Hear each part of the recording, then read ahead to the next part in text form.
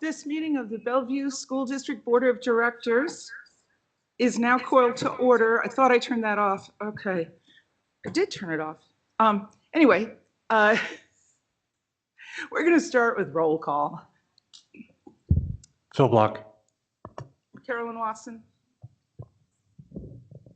Martha Trilles. Monica Webster. Jay Norris. Kelly Aramaki. Okay, now it's time for the introduction of the student. Mr. Harrison? Thank you, President Watson. I'm actually going to turn the honors over to Principal of Chinook, Mr. James Peterson, and with him is the Assistant Principal, Susie Shalanson, and I'll turn it over to James. Hi, everybody. I'm very proud to introduce Maria Ucuno Rojas as our student speaker this evening, a 7th grader at Chinook Middle School. She's here supported by several of our staff members, Ashley Mata, Family Connection Specialist, Julie Metz, a math teacher, Dane Mahi, art teacher, Sarah Griffin, Jubilee coach, and of course, Susie Shalanson, assistant principal. We are all very proud of Maria. Okay, so we start off with, if you would lead us with the Pledge of Allegiance. Just hold the mic up. There you go. I pledge allegiance to the flag of United States of America and to the republic for which it stands, one nation, under God, indivisible, with liberty and justice for all. Thank you. Now it's time for the land acknowledgement. We acknowledge that we are on the indigenous lands of the Coast Salish peoples who include the Duwamish, Muckleshoot, and the Snoqualmie peoples. We thank these caretakers of this land who have lived and continue to live here since time immemorial. We reflect on the historic context that brings us to reside on this land and accept responsibilities to interrupt erasure. We are committed to our ongoing partnership with the Snoqualmie tribe as we listen to, learn from, and lead with their guidance. Okay, so now it's time for us to hear whatever you'd like to tell us. Thank you. Thank you. Buenas noches. Hi, good evening. I'm standing here today not just to talk, but to be heard. I hope that what I say doesn't just stay in this room, but goes home with you. I hope it reminds you why schools matter so much, not just on paper, but in people's lives. Chinook is more than just a school. It's a place where I walk every morning trying to be better than I was yesterday. It's where I've matured, laughed, failed, and learned. And it's where 2 teachers, not just one, noticed how I was struggling, not just at school, but at home, and helped me through some of the hardest moments in my life. They didn't have to. They didn't get extra pay for caring, but noticed I wasn't all right. And instead of ignoring it, they showed up. They listened, they supported me, not just as a student, but as a person. And that's what schools should be. But the truth is, it's getting harder to protect that kind of support. We're already hearing about budget cuts next year, and honestly, that terrifies me. Because behind every cut is a person, a teacher we trust, a counselor we depend on, a program that gives us hope. You're not just adjusting numbers, you're changing the lives of students who really need someone in their corner. And while that happens, I'm also seeing real issues every day at school. Things like kids being constantly on their phones or not treating the teachers with the respect they deserve.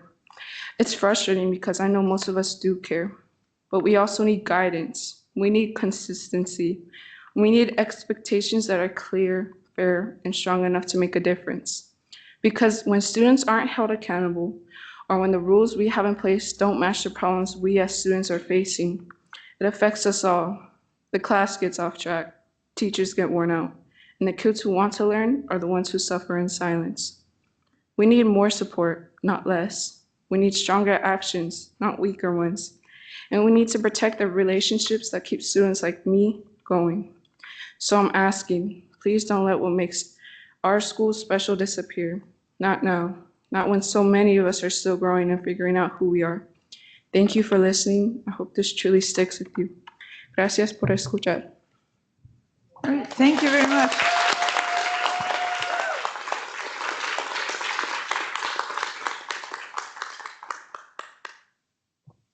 Thank you, Marie. I think this is a new record, President Watson. I don't think we've ever had this many staff members here, so clearly Yeah, a that's- special student. Thank you, Maria. Fantastic. Yes, you're right. Okay, now it's time for the acknowledgements slide. Here we go. We have LGBTQ plus Pride Month. On the 1st, we had Shavuot. On the 12th, we have Loving Day. On the 14th, Flag Day. On the 15th, Father's Day. And on the 19th, Juneteenth. Okay, so now I need a motion to approve the agenda. I move to approve the agenda. Second. Okay, thank you. Would there be any discussion of the agenda? Okay, all right, so all those in favor of the agenda as written, please say aye. Aye. Aye. Okay, any nays? No. Okay, so that motion is approved and the agenda stands. Next, we have the consent agenda. So we need a motion to approve the consent agenda. I move to approve the consent agenda. Second. Okay, anybody would like to discuss the consent agenda? All right. I would like to tell the community that there are some unique things on this consent agenda, but we discussed those on Monday. And so the board is, I want to say, at peace with the consent agenda. So all those in favor of the consent agenda, please say aye. Aye. And nobody's opposed, so that one passes. Okay. Next, we have the superintendent update. Great, thank you. Yeah, I'm excited. This board meeting, for people who are online, you can't see, but the boardroom is pretty packed, more so than it usually is. And I'll say that this meeting is going to be pretty epic. I'm very excited about it. Lots of really great things happening today. And so I'll just jump right into it. But first, I'll say, Maria, thank you for your sharing with us today. It was so courageous and so amazing. And when we think about all the decisions we make, yours is going to be the face that I remember as we go into the summer and think about like how we support students. So thank you for showing up today. We're really proud of you. And thank you to the staff who came to support. Really awesome. Okay, so just a couple of things. Let's see. The first one is we are entering the season of celebration. It's been an interesting year, very challenging. As Maria talked about, there's been a lot of conversations about budget cuts. So we know, that we've talked about this for months and months, which has been hard for many different reasons. And we are pivoting to this month of June, which is the time of graduations and acknowledgements, celebrations. These are just a few photos from the celebrations that have already started. We had the Community Leadership Awards at Bellevue City Hall, which was amazing. Lots of Bellevue School District students recognized. We had a Native American celebration. There's a picture of Cyrus and me taking a selfie. On Sunday, we had an amazing Black graduation ceremony on Friday. And then this is just the beginning. We have all of these, an art celebration coming up tomorrow. We have the Latino graduation celebration coming up next week. So I'm just excited for our community to pivot and just celebrate the heck out of our kids. We are really excited about this. And so we have a bunch of robotics students who are here today to help me make this announcement. But PACCAR, which is a company that I think is based here out of Bellevue, they have an incredible presence here in Bellevue, and they have been watching our robotics teams and the stuff that's happening at Bellevue around STEM. And they have, working through the Bellevue Schools Foundation, offered to donate $80,000 to the STEAMnasium, our robotics STEAMnasium. And so we can give them a big round of applause. PACCAR.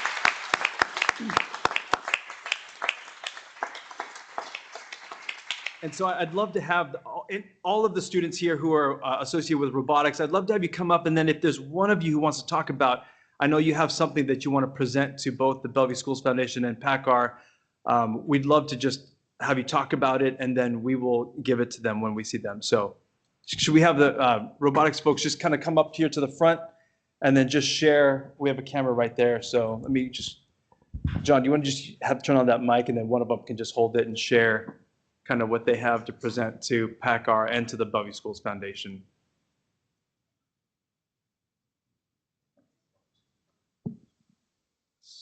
And then somebody from cabinet, it would be great to take a photo after this is over, so.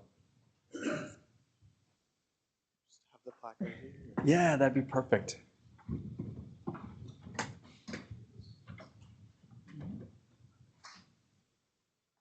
Okay, hi, I'll just introduce myself real quickly. My name's Ankush. I'm the team captain, former team captain. I'll be graduating this year of the Robototes. And a little bit about our plaque that we made for PACCAR on behalf of all of the teams in the Bellevue School District, the Bellevue Alliance. The STEAMnasium has really been an instrumental part of our season during robotics this year. It's been a place where all of our high school FRC robotics teams have gone and practiced, worked, assembled our robots.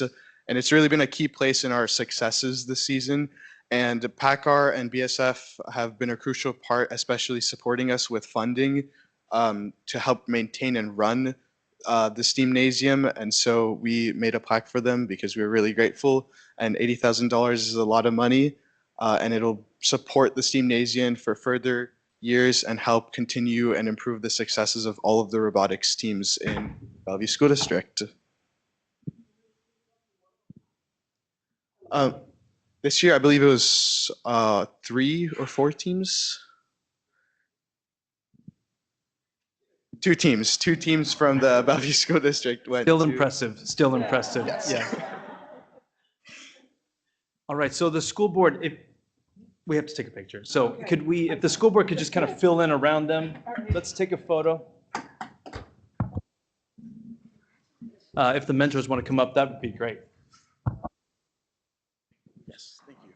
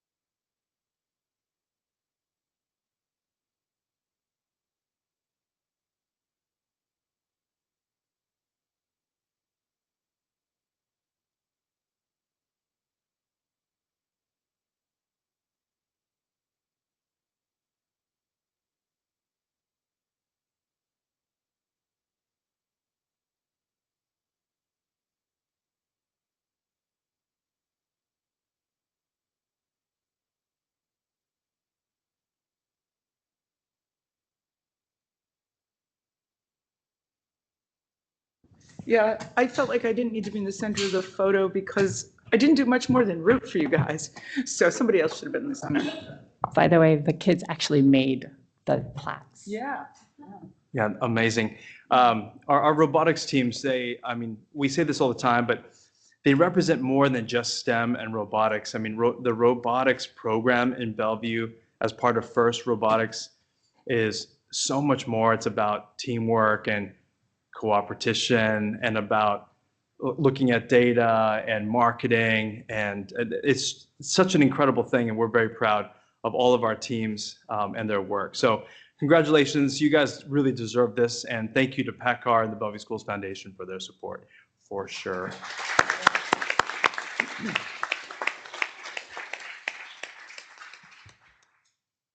Okay, oh, I'm not done, sorry.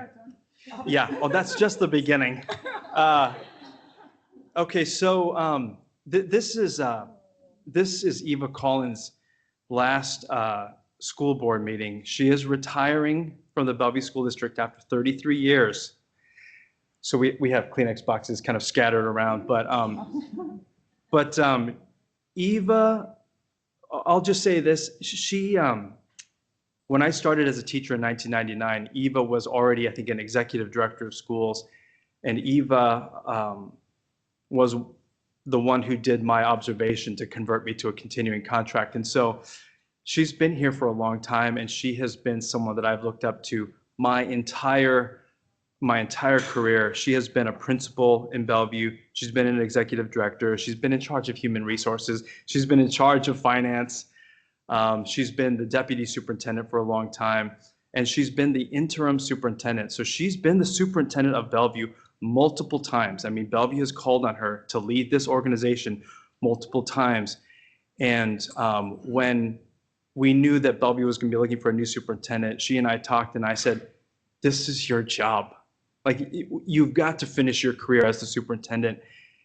And she was so gracious to me by what I felt like was the handing of the baton. And she wanted to make space for me. And I really should not be sitting here. This should be Eva's.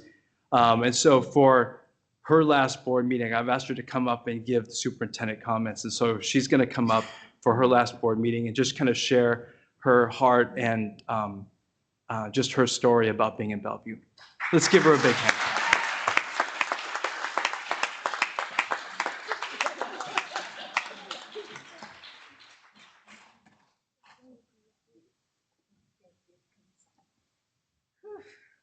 Wow.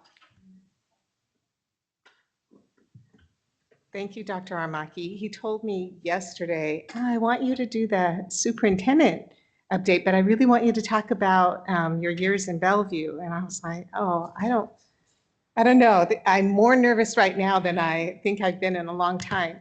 This pink suit that I'm wearing, I wore for my first interview here in Bellevue. I came here as an elementary principal at Bennett Elementary, and I wore this pink suit. I'm not wearing this skirt because it no longer fits, but I'm wearing, and it's tattered and it's stained, and I feel like it's symbolic of sort of, 33 years of work in this amazing district. So I have a few slides to share with you about the journey.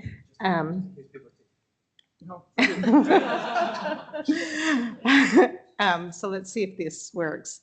Yes. So I was trying to think of a theme for this journey, and the only thing I could think of was, how lucky am I?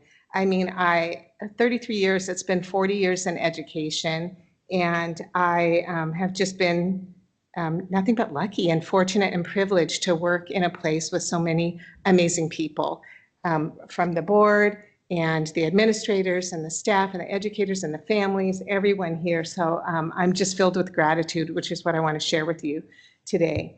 This, how lucky am I, first slide, how lucky am I to be her daughter? This is my mom. I just found this, it was serendipitous. I found this box of video, well, I didn't find it, my sister did. And it was an old VHS tape. And on it was this clip, very short clip, of my mom getting off the ship coming from Japan. She immigrated here from Japan in 1955 with my brother and sister who were born in Japan.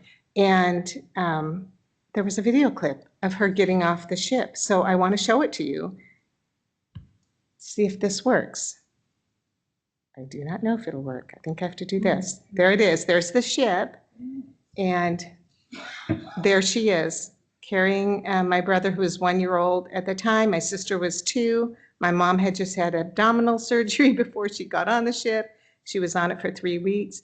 And it just symbolizes courage that it took for her to come, and how lucky am I to be her daughter and to carry forward that courage and strength.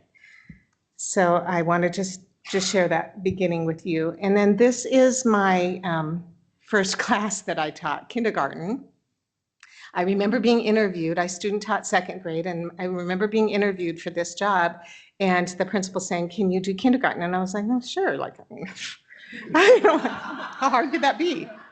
Oh my gosh, it was very hard. It was very challenging, and the students were great. They were very brave. I cried for the first month of teaching. It was very challenging. We didn't have any curriculum. We didn't have any materials. I had a room, I had a little kitchen set and some blocks. And the kids stayed all day and ate in the classroom. They came every other day, all day.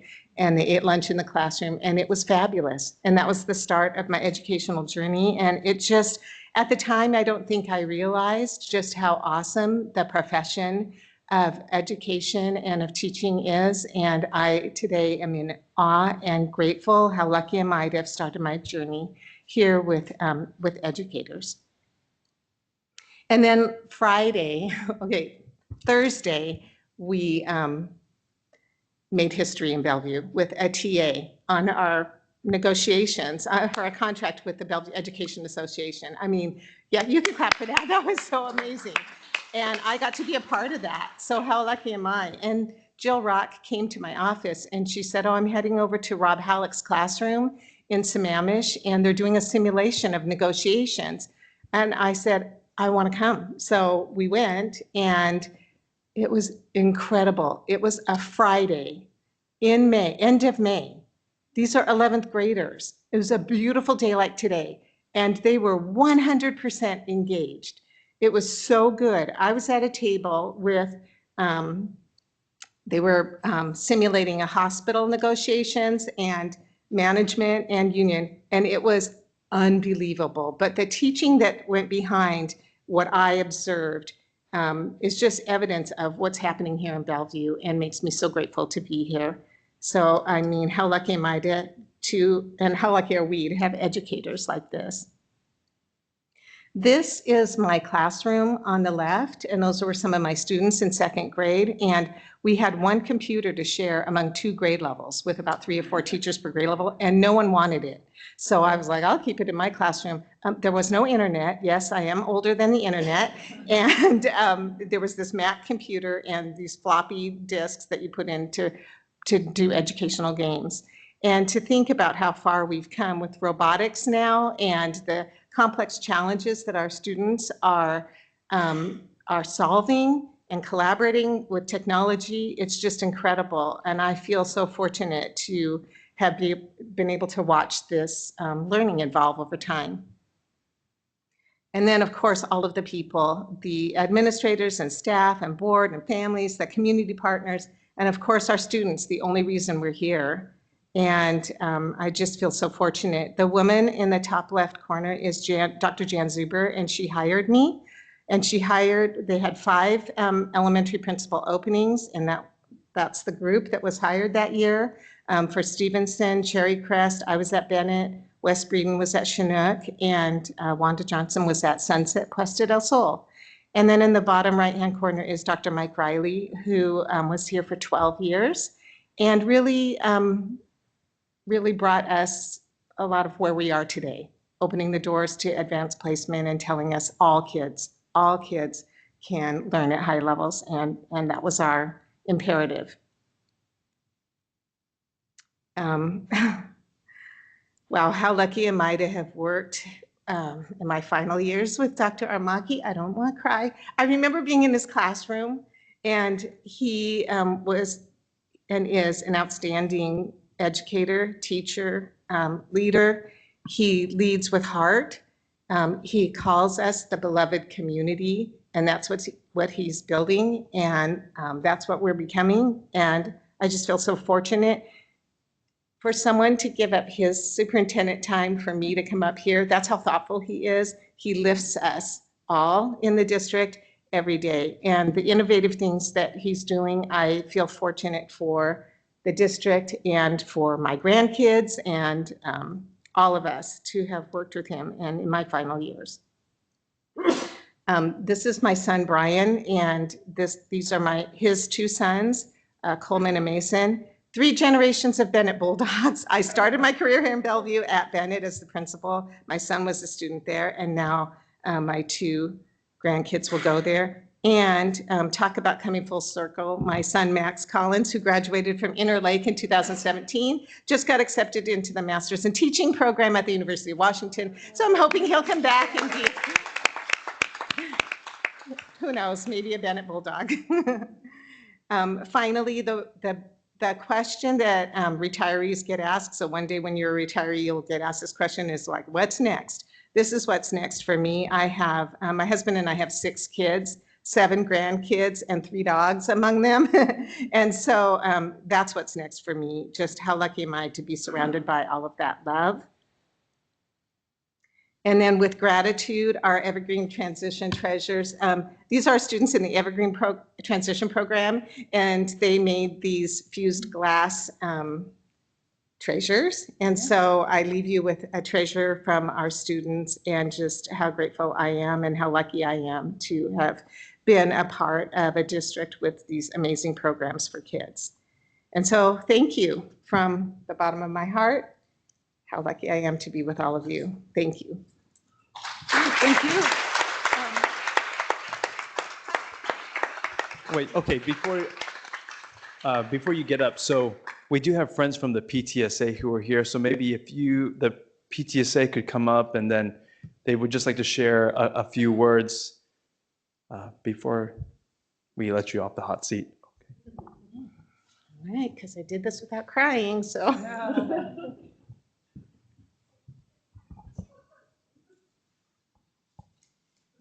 Just gonna stand awkwardly like in this space. Is that okay? No, that's Thank you so much for giving us this opportunity tonight. We had wanted to present you an award at our event next week, but we heard it was your last day and we assume you have plans that evening. But we wanted to thank you for your service. We have our official award will also be arriving next week, but we wanted to say thank you and honor you tonight. With that, yes, and you? Yes. Thank you. As everyone has heard, with 33 years in the district, we are just so grateful to have had such a wonderful partner to Bellevue PTSA councils and all of our locals. We know how much work you've done with all of our schools, leading the district, and we just wanted to thank you and award our Outstanding Educator Award this year to Eva Collins. Thank you.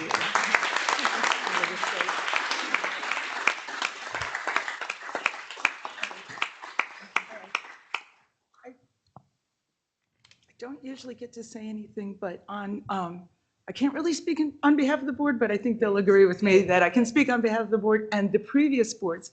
As the longest serving board member, we have been so lucky to have you because we knew that if we ever had any kind of an emergency or a situation, Eva would be ready to step into the breach and help us out. So thank you. Yeah. Thank you. Yeah.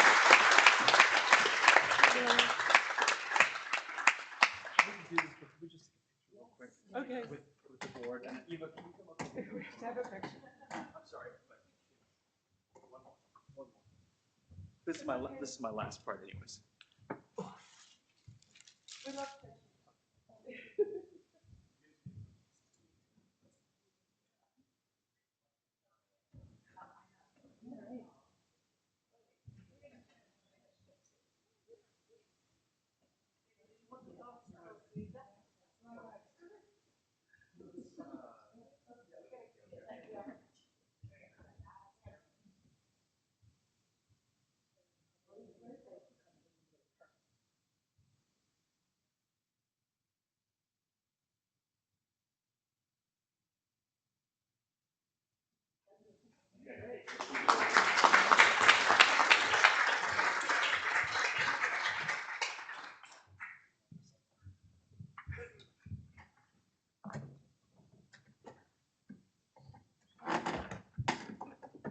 All right, Okay. those are the end of the comments. Thank you. Oh, is that it? Yeah, Okay. that's it. Yeah, keep trying to, I don't know what, rush them along. It's now time for public comments. And we are piloting a new speech here for me. I usually just paraphrase, but here we go. Item 4, public comment. The board values public input and allocates 20 minutes per meeting for public comments, with each speaker limited to 2 minutes. Comments must be civil and within legal and district policy boundaries. The meeting chair, that's me, may end the comments that exceed time limits or violate standards of civility. The board expects the same level of civility that the board imposes on itself. Uncivil comments include those that are libelous, obscene, violate privacy, incite unlawful acts, or disrupt the meeting. The board reserves the right to maintain order, but differentiates between uncivil remarks and critical yet respectful commentary. So now, Mr. Harrison, will you please introduce the public commenters? We can do that. Thank you, President Watson. Next slide. We have 8 commenters this evening. They're all here in person. I would ask each speaker, as the speaker before them is winding down, and you can tell by that little clock in the top left-hand corner, if you can start making your way to this seat right here.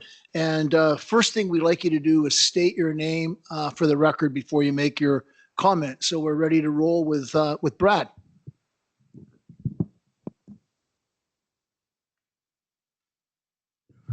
Okay, so Brad Cooper's my name.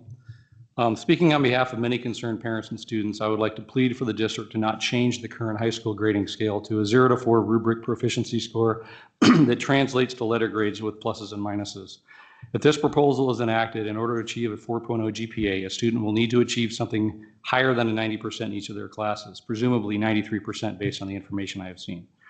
A 90 to 93% will equate to an A- and factor in as a 3.7 on the GPA calculation, which will lower the student's GPA. This is a huge concern amongst high-performing students. My son is a sophomore advanced learning student at Interlake High School. My wife and I are 100% convinced that being in this program has been extremely competitive program since second grade has been detrimental to his mental health, physical health, social life, and in hindsight, we would not have opted him into the program in second grade. The ultra-competitive environment has caused him and most of other advanced learning students to become high-anxiety perfectionists with the goal of attaining a 4.0 in high school. My son regularly studies well past 1 a.m. and so do his peers, sacrificing social life and family time and other engagements.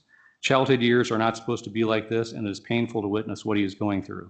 If the change is enacted, in order for these students to maintain a 4.0, they must shoot for 93% in each of their classes instead of the 90%. This will further increase the amount of time spent studying, the stress and pressure they feel, and further decrease the amount of sleep they get. This will be even more damaging to their mental and physical health. Beyond student health, it also seems this could reduce the number of high-performing students that get accepted to elite colleges from this school district, because it will reduce the GPA of the high-performing students. This will not bode well for the reputation of the district. It also does not seem fair to change the rules for my son and his peers halfway through high school, particularly after seeing my son work so hard in the advanced learning program for the last 9 years. For the stated reasons, and since the district is a mental health advocate and supporter, they should not enact the new GPA system. The voices of the taxpaying communities that fund the district need to be heard and factored in any decision related to this, so please reconsider this proposal. Thank you. Yep.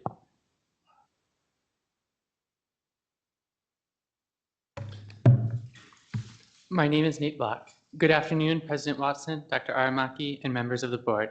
I wanted to take the time to make public comment one last time before I graduate. And as a senior who's about to graduate, I thought I'd do something we're supposed to do a lot: express gratitude. And while there have been issues, and I know this district still has things to work on, I am so grateful for so many of the opportunities this district has allowed me during my 10 years and 6 weeks in BSD. From trips such as IS's French Exchange and the Taiwan Focus Week I went on just 2 weeks ago, to the leadership opportunities this district creates and encourages, to allowing IS to be IS. It is such a powerful thing for me that 7 years ago, at about this time, I visited IS for the 5th grade barbecue, and earlier today, I had the opportunity to welcome the last round of 5th graders that will visit IS before I graduate, helping coordinate that same event. So for all of that, all the amazing experiences, teachers, administrators, and staff, thank you. And finally, thank you for the lighting instruments that our theater has been so desperately in need of, that I was shocked to see had shown up on a pallet, stacked almost 6 feet high when I walked into our PAC on Monday. Thank you. Thank you. Better late than never.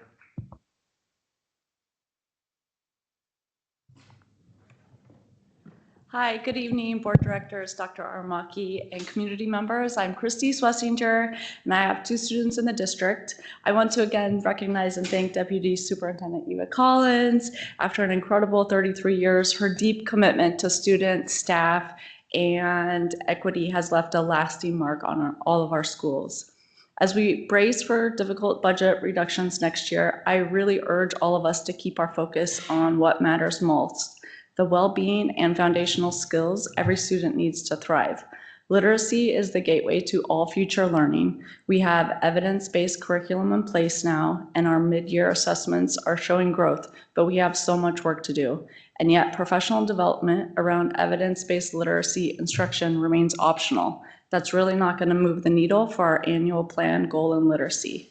If we truly want to support students, especially those furthest from educational justice, we need an urgent focus on early intervention and data-driven MCSS. Research shows that remediation after third grade takes 3 to 4 times longer. Early intervention not only improves outcomes, it can also reduce our district's 30 million special education shortfall. We need targeted investment, so let's ensure every school has at least one classroom per grade level led by a deeply trained educator who can deliver instruction with fidelity and help build capacity across the building. Mercer Island is piloting this model and they're seeing incredible growth. Let's commit to consistent, in-depth literacy training that equips our teachers to reach every student through UDL and structured evidence-based practices. Even in a time of scarcity, we must invest in what matters most, preparing our students for a future of opportunity. Thank you. Thank you.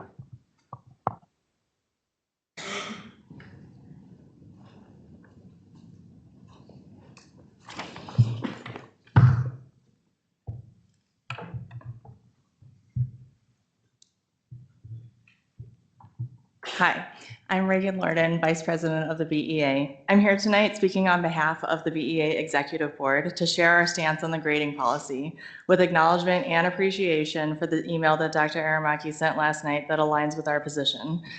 Resolution in support of educator autonomy in grading practices and workload protections. Whereas educators are professionals with the training, experience, and expertise to make instructional and assessment decisions that best support the diverse learning needs of our students. Whereas grading and feedback are essential components of the teaching and learning process and that require professional judgment and responsiveness to student context and barriers to their learning. Whereas any mandated grading practices such as standardized late work policies and recovery requirements may significantly alter educator workload and diminish professional autonomy. Whereas changes to grading practices without input or agreement from educators and their expertise violate principles of shared decision-making and may result in inequitable and unsustainable working conditions. Therefore, be it resolved that the Bellevue Education Association affirms the right of educators to maintain professional autonomy in grading practices that align with the needs of their students and subject matter. Be it further resolved that any effects from grading practices proposed as district-wide or school-wide requirements shall be subject to collective bargaining before implementation, particularly when such changes have a material impact on educator workload, time, or professional responsibilities. Be it further resolved that if the employer fails to engage in good faith bargaining over the workload impacts of any grading mandates, the Bellevue Education Association will consider escalating actions, including but not limited to filing grievances, organizing public campaigns, and preparing for possible collective work actions. Be it finally resolved that the Bellevue Education Association will communicate clearly to its members, the district, and the community that grading autonomy is both a pedagogical and contractual issue, and that any unilateral imposition of grading mandates will be harmful to the learning of students and will not be tolerated. Thank you. Thank you. Okay, I'm next. Okay. I'm reading this on behalf of Wendy Powell. My name is Michelle Mordaunt, and I'm ESA rep on the executive board. Good afternoon, board members. I want to make sure you fully understand the ramifications, the proposed cuts to universal behavioral supports and key positions in the teaching and learning department. Removing PBIS certificated coaches directly weakens a school's ability to build and maintain positive, predictable environments.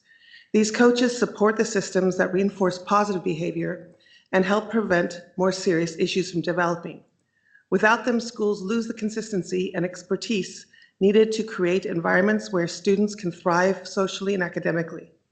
Cutting our SEL developer roles removes a vital layer of support for both students and educators. These professionals do far more than deliver lessons on self-awareness and empathy.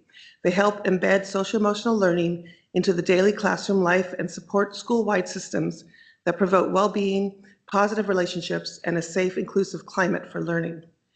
Behavior is one of the most pressing concerns in our schools right now. Taking away these proactive supports does not benefit our students or staff. Instead, it forces us into a reactive mode, putting out fires, managing escalating behaviors, and losing precious instructional time. When we reduce the staff who help prevent problems, we invite bigger ones. At the building level, this means educators and administrators will be expected to do the same work or even more with fewer resources and less support. That is not sustainable, and it will directly impact both learning and staff well-being. These cuts may seem abstract on paper, but they have very real consequences in the classroom. They mean fewer tools for teachers, weaker systems for support, and missed opportunities for students.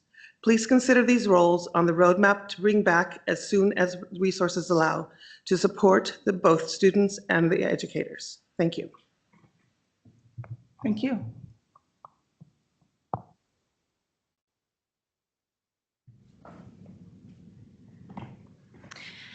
Hello, board and Dr. Aramaki. My name is Melissa Taylor, and I am a BSD dual language educator, as well as the parent of a hard of hearing 3-year-old. I am here to advocate again for selecting American Sign Language as the next language program added to Bellevue School District. Deaf and hard of hearing children deserve to attend school and receive instruction in ASL alongside a critical mass of signing peers in their home district. In Bellevue, we ship those students to Seattle, Edmonds, or Tacoma on Bellevue's dime. Adding ASL would keep those students and the money attached to them in our schools. But those students are not the only people who would benefit from a sign language experience. Imagine the barriers that deaf parents face when they send their hearing children to school, when they attempt to participate in their children's education. Pocket talk devices are great, but they don't work on visual languages. Having teachers fluent in ASL, especially if they are deaf themselves, lifts linguistic and cultural barriers to participation. Children with auditory processing disorders, speech aphasia, auditory neuropathy, craniofacial differences, and other speech and language differences, as well as their siblings, cousins, and friends, could all have the doors of communication opened if we provided a bilingual ASL English approach. Multilingualism for all means all, including those who choose a visual language for their children. If you want to see what bilingual ASL English instruction looks like with deaf, hard of hearing, and hearing peers all learning together, learning English and sign language, growing their literacy skills, growing their math skills, being bicultural, experiencing accessibility, please let me know. I am happy to accompany you on a tour of my son's preschool in Seattle, where they do just that every day. Thank you. Thank you.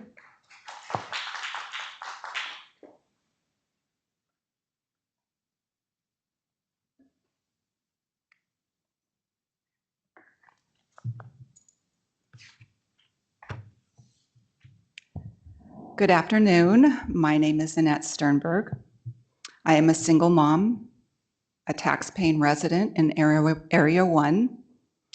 Both of my children graduated from Bellevue School District, and I currently serve as the certificated PBIS coach at Odell Middle School. In 2023, after serving as a school administrator for 7 years, I was laid off from another district. And now I'm facing a second layoff, this time from the community I live in and love. At Odell, I have supported staff in building strong classroom management and school-wide systems. I've developed support structures around student behavior, academics, and social emotional learning. My goal has always been to keep Vikings rowing in the same direction. On my birthday, I received a message from a former student. She didn't know it was my birthday. My hope is that while you listen to this message, the underlying statement is clear. Students can't focus on academics until they feel supported. Yes, there will be dedicated people in the building, but when key roles are removed, such as this certificated position, we risk losing the progress that we've made. I will be okay. I worry about all the Vikings. I would like to introduce you to Valeria, a 9th grade student in the Bellevue School District. She is here to read the message she sent to me.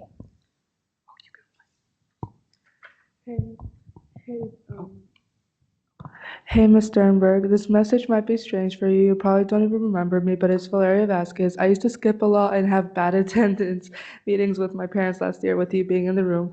Reminder, I didn't go to Odell. I just want to say thank you and I'm sorry. I'm sorry that I gave you a hard time last year. You were doing your job and wanted to make sure that I would stay out of trouble. I always took it the wrong way and was rude to you. You did not deserve that. I never understood you at all and you were just trying to prepare me for high school. Now, as a ninth grader, I understand what you mean, and I've been going to all my classes ever since. Also, thanks to this amazing person who's here for me. She works as a ma'am, and she reminds me a lot of you, always making sure I go to class, and during my lowest moments, she's always there for me. You were right about one thing. I can't change the past, but I can change the future. I hope this message finds you well, and I miss having conversations with you. I'll forever be grateful. I'll come visit you one day. Okay, thank you.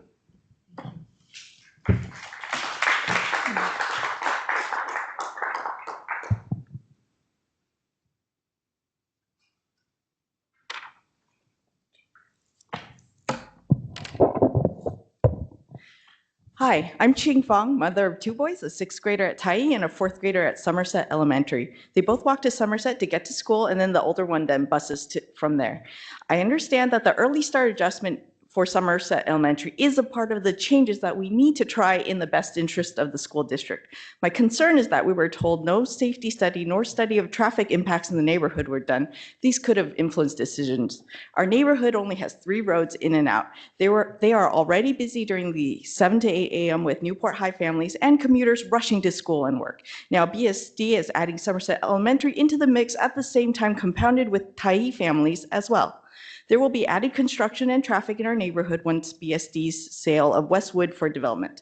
The weather's beautiful now, but Somerset winters are different. Since my older son slipped in the middle of the road crossing the street on his way to Somerset, I've taught my boys how to wear crampons on their walk to school so they can walk safely on the steep, icy slopes. They clip the crampons to their backpacks because the afternoons have warmed up enough so they can walk back in the slush.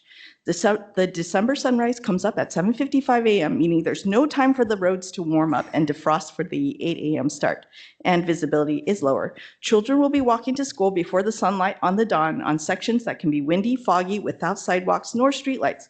What resources will BSD provide to rectify the situation in time for school? Somerset is the only school closed one day this school year due to the elevation difference. If Somerset Elementary encounters multiple delayed starts and closures in the future that don't affect any other schools, I ask that you come visit in that duration and observe the dramatic traffic on both Highland and Somerset Boulevard when the children go to school. If Somerset is open, families will trust BSD has done the appropriate safety checks on a road so our kids can get safely to school, whether it's by walking, bus, or car. If it hasn't, then are you honestly confident about the safety of the children? Thank you, school board, for giving me the opportunity to voice my thoughts. Thank you.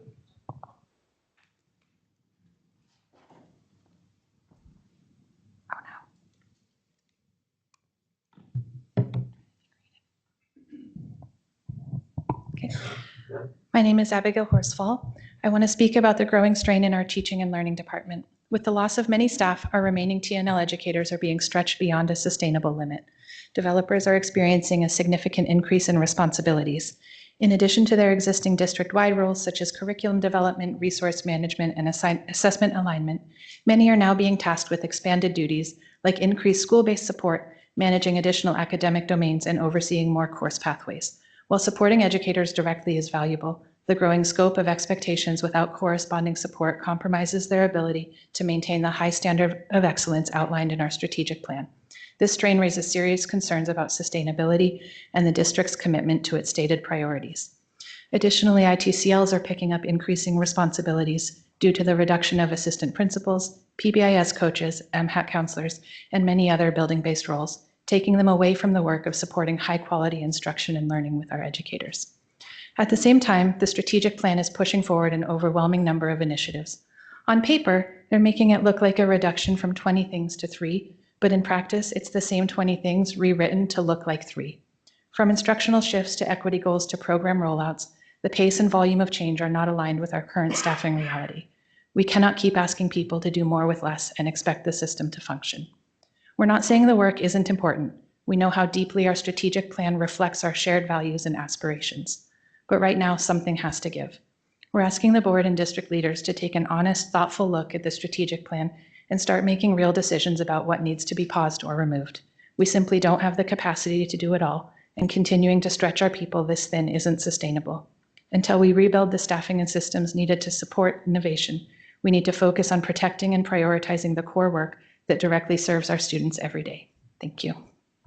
Thank you. Okay. I think that's concludes public comment for tonight, and we are going to move on to reports.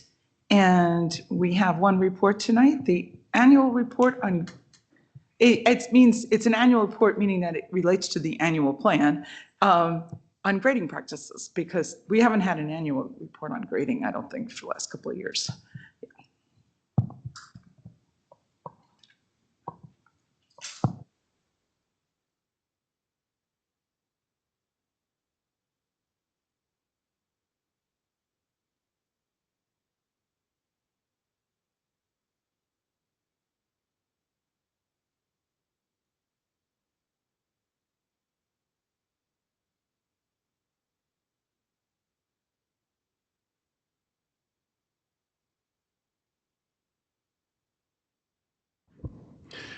Good evening, members of the board, Dr. Armaki.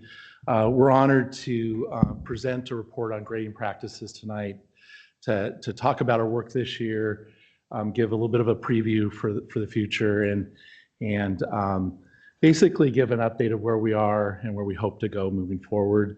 I'll mention at the end, we're also looking forward to being part of a study session to dig in a bit deeper. All right. Maybe we should do introductions quickly. I'm Tom Benwald, Director of Educational Technology and Assessment. Sure. William Jackson, Director of Teaching and Learning. Keith Onstadt, Tech Integration. Yeah, we could turn on it. Christy Sutton, CTE Curriculum Developer and BEA Rep. Rachel Gimachi, taught English at Sammamish for 13 years, and I'm finishing my first years of the ITCL there. Abigail Horsfall, Instructional Technology Curriculum Leader at International and previously Math Education.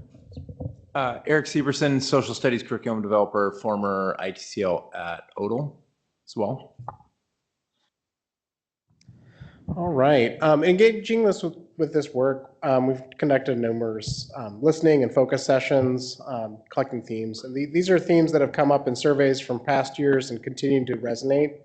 Our current grading system with so much variation is unfair and confusing, reported by students and families. 7 classes generally means that students have 7 really different grading policies. The things that come up as important for consistency are what grading scale is selected by educators. We currently have about 10. It's down from 162, but we're down to 10. How retakes are handled, how late work is treated, and how missing work is treated. This results in a common theme from students and families that the perceived bar to earning a certain grade can be really different, and even in the same class, depending on which teacher you get. Further, it means since we're using grades for so many different things, whether a student is timely with their work completion or complete with their work completion, or whether their work is of academic quality, people supporting students struggle to know if grades are accurately reflecting the student learning. So if a student has a C in a class, what does that mean? Are there academic struggles, behavioral struggles? What is that? And so that's kind of some themes that have come up as we began this journey. In 2016, I was invited to join a grading practices committee, and we began the work of investigating best practice in assessment and grading. We've been to conferences and done lots of research over the years on these topics through various different committees. Students and families from that group that were in 6th grade when we first started the work have now graduated college. So we've been at this for a long time because we recognized the challenges that our current grading practices brought to our students and community. In the summer of 2020, OSPI directed schools and districts to look at grading practices through an equity lens. At that time, we began some additional work in the district, calling in more educators, conducting book studies, and really digging into our grading practices, At that time, some of our surrounding districts started to make actual change to policy and practice. We stuck with recommendations. In the 2020-21 school year following COVID, we published 6 grading practices, with 4 of them emphasized for implementation as a recommendation for staff. At that time, many of our staff, particularly in middle schools and Sammamish High School and Big Picture, began adopting these practices. Currently, Bellevue Big Picture uses these practices school-wide. In the 2021-22 year, the current grading team at that time published an implementation framework based on feedback from staff, students, community, parents, and that was seen as additional recommendations and some instruction on how to do things in a way that fit the grading practices. At this point, we have some educators that have made changes. Other educators have had to prioritize other work and been unable to make changes, which has led to a current state where the gap in practices is even greater than it was before. This has resulted in some themes, us collecting some themes from educators this year to help guide our work. We've heard from numerous teachers expressing how they kind of feel on their own to communicate how grades work since there isn't a district-wide standard. Our grading system, Synergy, parent view and student view, can be confusing since the views have to support multiple grading systems. For example, percent signs get displayed for work that's graded on a rubric. Those are 2 different systems and it leads to confusion. Collaboration can be tough, particularly across schools. If one educator is using one system and another educator is using another, you can't share rubrics, you can't necessarily share assessment. Other themes that come up is that grading is intensely personal for educators, and it is a subject that brings out a lot of emotion. Everyone has an opinion about grading, and there are some of our values tied up in that, and that's what makes kind of this a hot button issue. An early theme that came up this year from a past grading practice recommendation was a 50% floor for missing work. And the feeling of awarding points for missing work was simply a non-starter for educators. And that has kind of moved us into a different direction.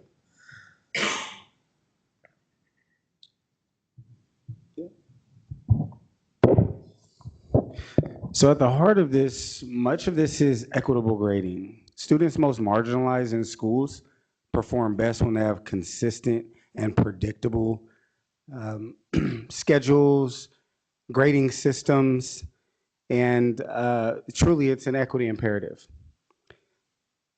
Even further, the inconsistencies in grading are adding to the challenges we have with disproportionality. Inconsistencies such as grading, as some might express autonomy, has an alternative impact of a cognitive burden on students, which has the impact of further exasperating some of the resolutions to support the challenges that some want results for.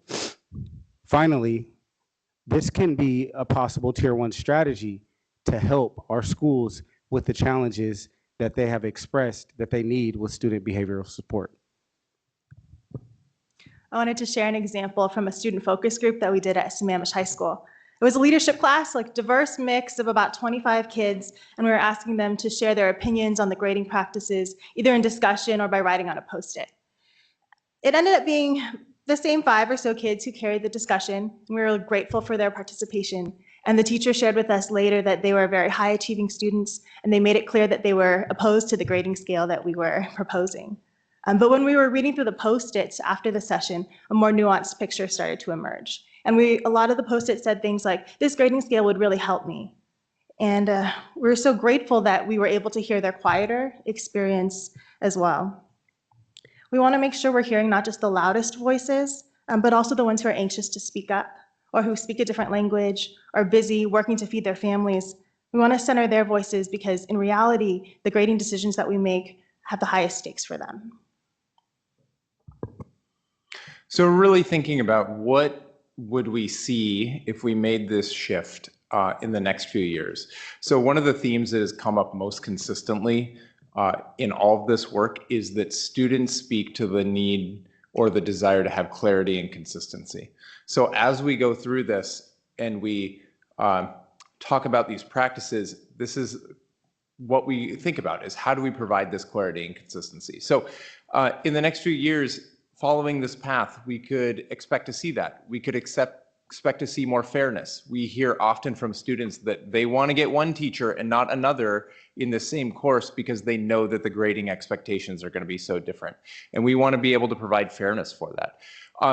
We want to be able to provide clear incentives to keep working. We've all seen students who are very demotivated by seeing a grade that's low early in the semester and then feeling like they can't possibly pass, so there's no need to keep working or no reason to keep working. We also want to make sure that there is easy communication between all of the folks who support students within our schools, and really ultimately that all of our stakeholders understand what a grade means and that they know what these grades are when they look at their grade book. So, and as speaking as somebody who previously was an ITCL, there's so much challenge in supporting different grades and the way that grade scales work. And when a teacher comes in and says, what do I do? It's so hard to kind of think through that every single time individually. So providing that or following this path is something that makes this possible for us to really support. And ultimately, we're thinking our aspirational goal is shifting the mindset that grades are not transactional. They're about learning and a communication of learning, and not just that, can I have these extra points because it will get me this thing. We want it to be about learning. We want it to be about communication.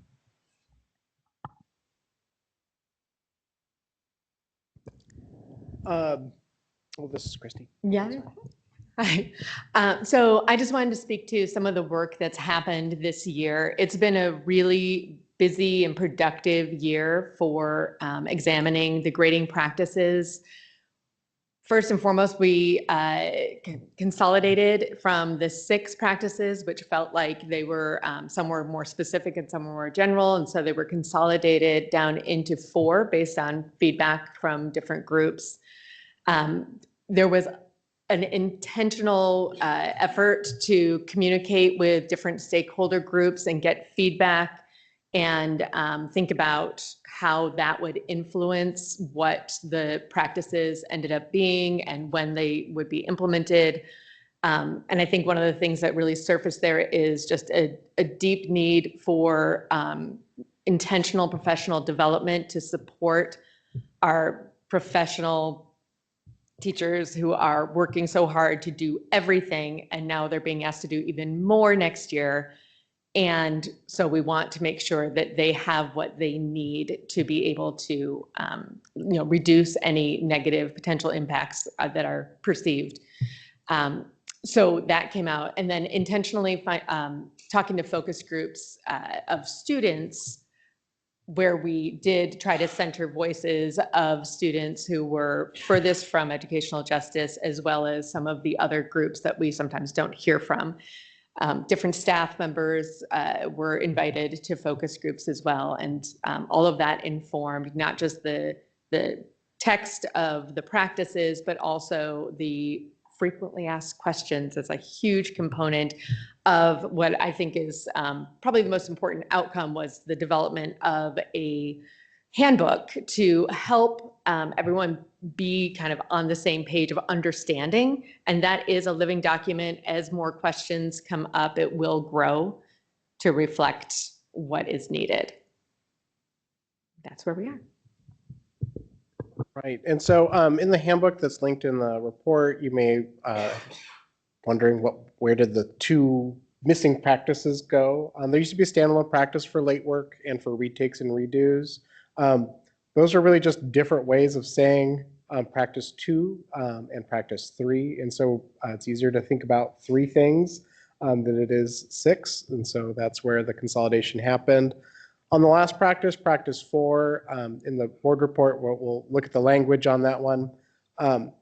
As we work on that one, we did drop an idea of a 50% floor, and we have a lot more educators already using a rubric 0 to 4 system. We have a couple schools where the majority of classes are graded on a rubric 0 to 4 system, and one school where all the classes are. And so that just felt like a much more natural place of like follow what educators are doing rather than try to implement a system that people have kind of philosophical concerns about. Yeah. And so probably in the handbook development, a theme came up that different types of classes need, the specifics of implementation will look different. So consistency needs to be present really at the course in the building level, and ideally at a department if practicable. But what works for an art or a CTE class is pretty different than what works for an ELA class. They have different cadences, different types of assessments, and would need different specifics. But the theme of practice, of the 4 practices, can still be implemented across multiple types of courses. All right, 40 seconds left. Monica knows I'm good at this. Monica. All right, so what's happening next year? So our goal is to lead learning, particularly around Danielson. All you know, I'm a nerd on Danielson. So 3D, using assessment for learning, and 4B, documenting student progress. That's how we support the learning. And any educator here who's seeking to be distinguished student in that area, students take initiative to analyze their progress against a clear standard. For distinguishing 4B, students monitor progress towards mastery. And for any leader that we're leading learning around, aligning curriculum, the leader assumes the responsibility that state and district goals align with curriculum. So our goal is to ensure that we're leading learning to support this implementation in the future. And I'll close by thanking the board and Dr. Aramaki for reading our report, listening to us. And we want to be really clear that we put a lot of time and effort into this, but this is very much a living document and a draft, and we left the draft watermark on it. So thank you.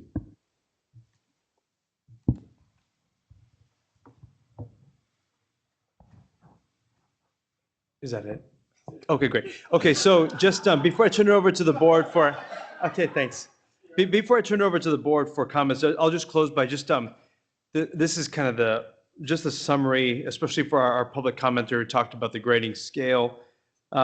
We are not proposing a change to the grading scale for next year. So that's something that we've decided to spend a little bit more time thinking about. So the plus minus, that we've talked to a lot of kids about it, which is how it kind of got out, and the kids definitely had feelings about it, but we're not going to be touching the plus minus grading scale. So just in case you're wondering. And then I think for the grading practice handbook, we are working with our educators because we do want to balance.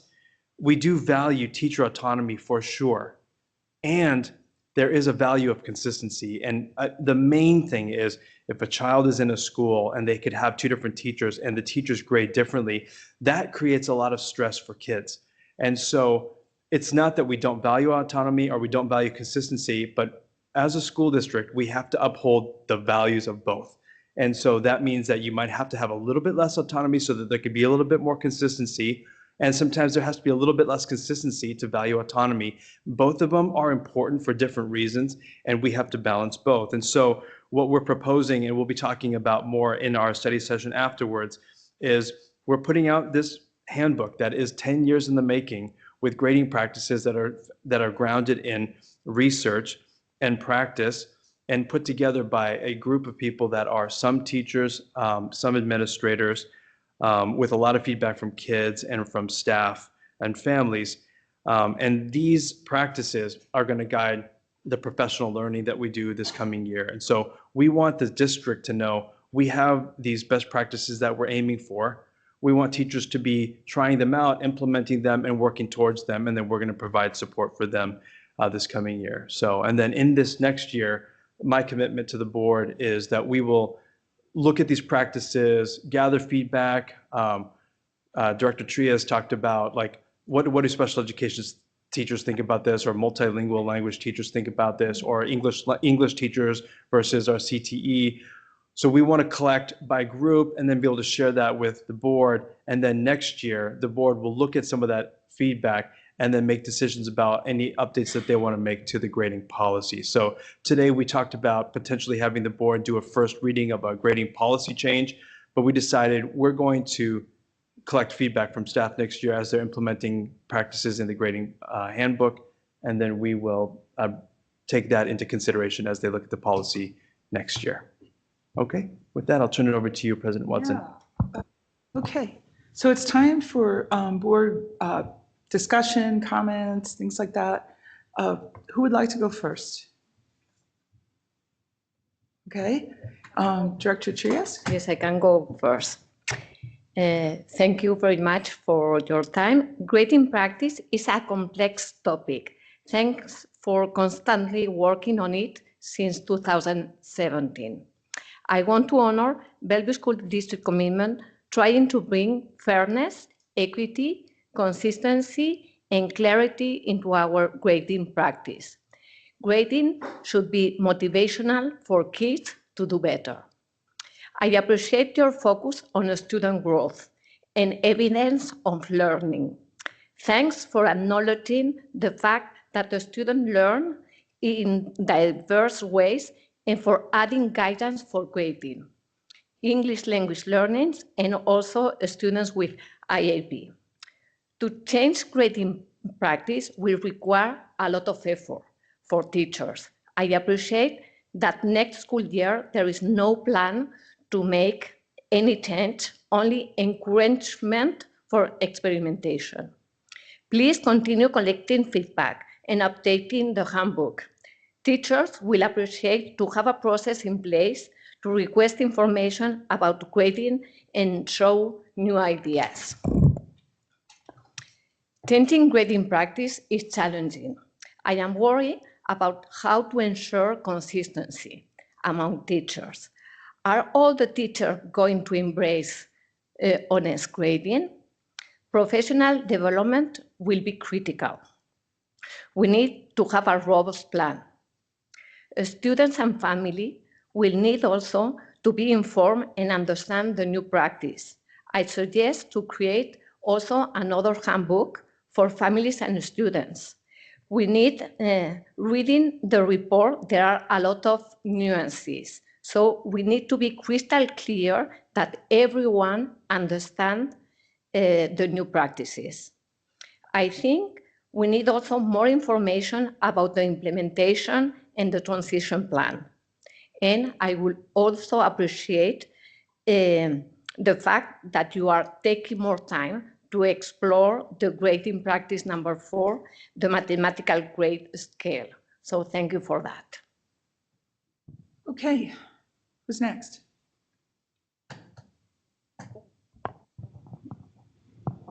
I'll go. Thank you very much for the presentation. I'll save a lot of my questions for the study session. I know this has been a long time coming. I have to tell you, I have living in Bellevue for 29 years. I still have students who have, former students, I should say, come back and say, so have you done anything about that yet? And so I could finally say, we're working on it and we're getting there. So I appreciate all the hard work. I know this is not easy because this can be a contentious space because grades in the way it has evolved over time in our country has caused a lot of tension with the diverse community that we have become. It's made it more complex. So I appreciate the thoughtfulness and the hard work that you put in. I also I want to point a couple of things that you said that I really appreciate. I appreciate the fact that you are taking the initiative of what the OSPI has asked, which is equity-based. And I think that's one of the things our students have said over and over that I've heard, I'm still hearing, is that it's not fair, it's inconsistent. One teacher does it this way, another teacher does it that way. And having 7 different teachers doing 7 different ways can be quite challenging, especially when you're a child who's trying to figure out how to be a teenager, let alone the complexity of our education system. And it just demotivates them from wanting to even attempt to be successful. So I appreciate you minimizing it to few versus the intensity it's been. I also like to highlight what you said about communication and learning, that this is, grading is communication tool. And it's a tool to help our students learn. And I think that's something that I would like to make sure that I know that there's going to be intentionality in staff training, that this is a cultural shift that we will be attempting. Because there's a very diverse understanding of what grades are.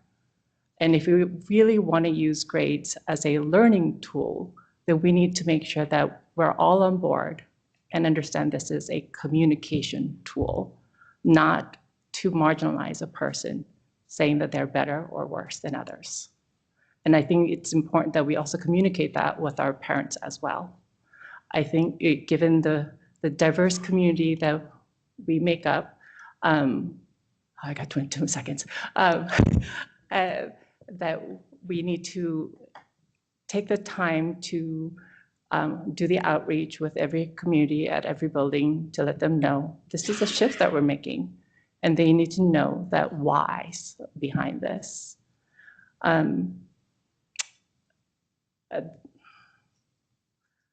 Well, okay, time's up. Question? I feel like we might have a second round.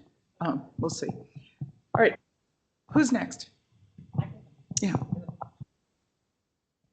So first of all, I just want to say thank you so much for being here and for all the work that you've done. All of our families, our students, staff who participated in this long journey, and just engaging in the process. Thank you so much. It's really great to see that you all utilize the EDDM process in this work. And I think that it seemed to lead to what I'm going to call a thoughtful reflection pause, particularly around the math grading scale, which is okay. You know, we need to make sure that we get it right. And I think that that's exactly what the EDDM framework was designed to do. So thank you for highlighting that. With regard to that, the 0 to 4 grading scale for mathematics, I think that it's the right move to take some time to gather additional feedback from our staff, from our families, from our students. And I think that's the right move. I think the last thing that we want to do is rush into something that we don't fully understand the impact of. And so I think that given some of the comments that we heard today, it's going to be really important that we understand how this impacts our staff. And I just really appreciate the thoughtfulness and looking forward to doing a bit more learning about that. One of the questions that I have is around that recommendation that was made for staff to experiment with the 0 to 4 rubric that you talked about. And it sounds like some educators are already doing that. And I'm just wondering, how are we collecting that information? Is there a mechanism to collect that feedback to make sure that we're able to use that feedback to inform the final decision? And then just a comment about it. I have so much, but I'm going to try to get through as much as I can. I was doing a bit of research just around this particular math scale, both nationally and internationally. And I think Director Trias talked about and Director Aris about the importance of clear communication and for both our students and our families, so that there's shared and clear understanding of what the scores mean, and then also professional development for our educators. It seems like that is a common thing, and it kept coming up over and over again, that if we're going to make a successful implementation and create successful outcomes for our students, both of those things need to be prioritized to ensure that we're serving all of our students well. I'm not going to get through this next part, I know it.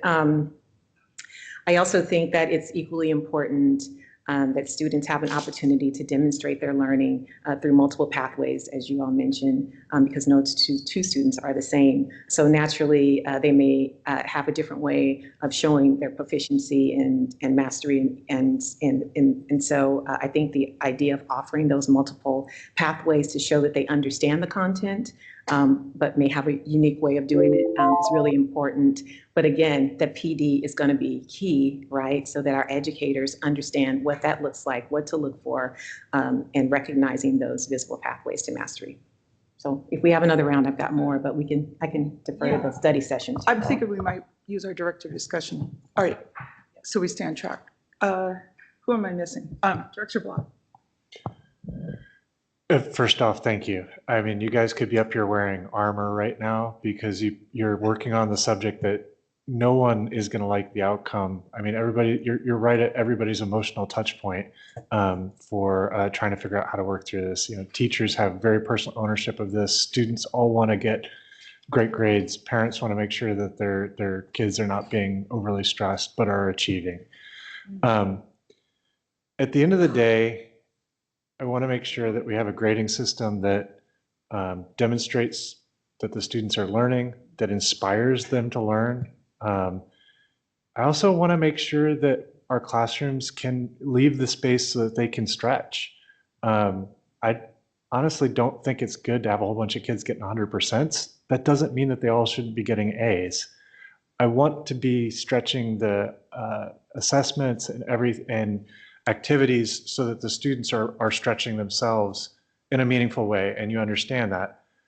But that doesn't necessarily mean that, you know, the kid who gets an 89 isn't an A student. If that's, you got to pick the right levels. I struggle a lot with, as a parent, I've seen the situations where one classroom has one grading scale and one assessment method and one set of rules, and another classroom has slightly different rules. And that creates a lot of frustration for students and for parents and a lot of confusion and honestly lobbying for one classroom over another. And I want to make sure that I think that that's a really important thing for us to get a handle on and try to limit or avoid, at least for teachers who are teaching the same content in the same building, to work together to try to develop common assessment practices. I'm a little bit interested in understanding the differences between how we think recommendations and policy and procedures and practices will play out. I heard that some of the other districts have gone with policies and practices, and right now what you're presenting us with is recommendations, which I feel are a softer form, leave more flexibility for the teachers. I'm not really sure how that plays out. I'm not an educator. I haven't been in the classrooms to understand how that will be interpreted. I understand that teachers feel on their own to communicate standards and practices, and that creates confusion for a lot of students, my students included, where they say, I don't know, understand. So that's one area that I think that would be great if we can help create some simplicity and transparency. I know that there's a lot of fairness issues, and I understand the commenter earlier about seeing grades create stress. I know at the school my children are at, the counselors say there's nothing worse than a 9 score. If you get an 89 or a 79, you've missed a whole grade point, and that 1% may not represent a whole grade point difference. And so that's another point of stress. And I'll just use the last seconds here to say that the goal here is to demonstrate understanding and that you actually have achieved mastery in the subject. That doesn't always happen the first time you take a test. That doesn't mean that we don't want them to get to the point of mastery. That should always be our goal. Thanks.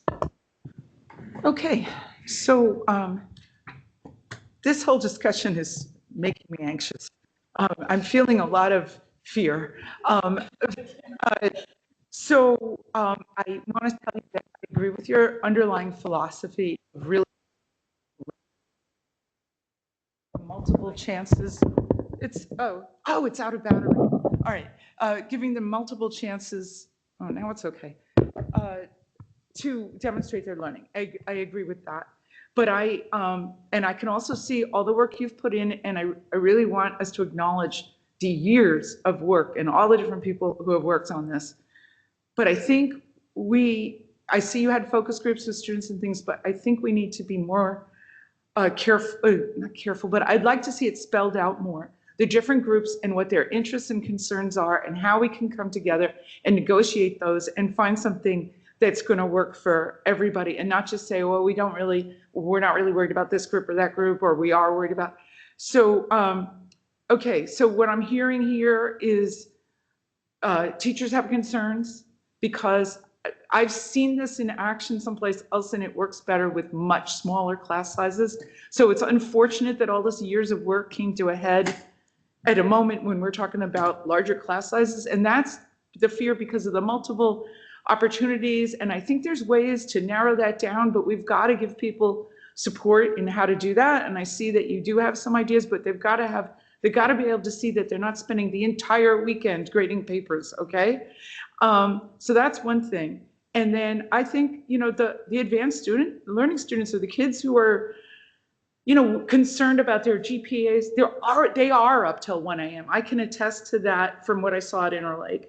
And we just need to find a way to make it that it's not harder to get an A right now on kids. Then when we're talking about the kids who aren't going to like demonstrate an A the first time around or, whatever, then that's great because we're going to give them multiple chances of demonstrating the learning and some scaffolding and stuff. So, but I think we all just have different interests. Like we were talking about the multilingual learner group, and I'd like to see that called out more, like the special needs, what the families think, the more marginalized kids, the advanced learning kids. And I'd like to see us figure out how to make those interests work together, and the teachers and the time and the effort. And I'm going to run out of time. I'd like to see some scaffolding for executive function. In the handbook, I saw a lot about we're not dinging people on their, not getting something in time or something, but how are they going to have, when they graduate high school, the ability to show up at work or class on time in the next step of their life and not be late? And so that has to be taught somehow.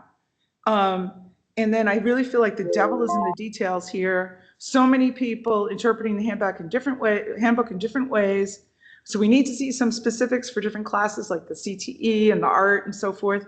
And then I will tell you the charts have got community members that have communicated with me totally stressed out because they cannot see how this stuff on that particular page with the 2 charts in the handbook aligns and it doesn't hurt kids. That's what they want to know. So we'll talk more in the workshop. I guess I've been told we can't have a second round, or we shouldn't, because we have to move on to strategic plan, which is also important.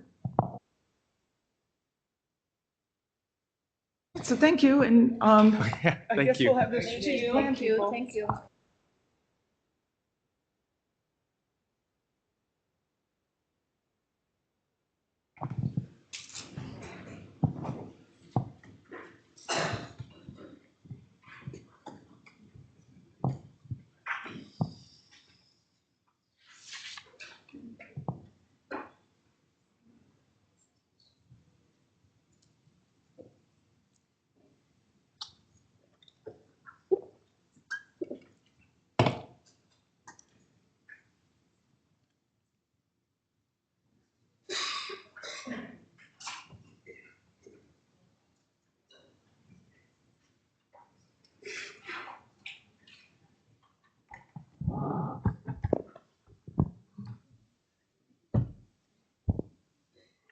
All right, good evening, board directors and Dr. Aramaki. Thank you for this time on your agenda to talk about the strategic plan goals and measures. We'll be looking for your approval tonight for these goals and measures.